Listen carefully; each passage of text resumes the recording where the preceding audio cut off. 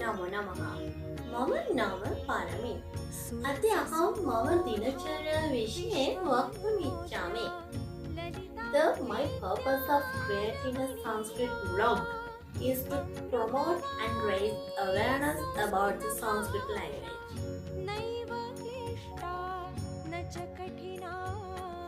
अद्य शुक्रवारः। अहं 5:00 उत्तिष्ठामि।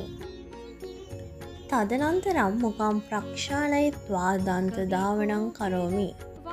तथैव स्नानं करोमि। अनन्तरं बुद्धं वन्दामि। पश्चात् 7:30 प्रातराशम् अनुभवं करोमि। ततः दुग्धं च पिबामि। 8:00 अनन्तरं विश्वविद्यालयं गच्छामि। तथैव 4:00 गृहम् आगत्वा 4:30 चायपानं पिबामि।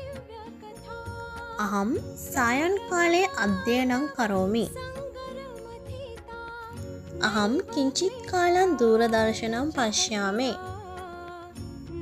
अहं रात्रिभोजनम् अनुभवं करोमि।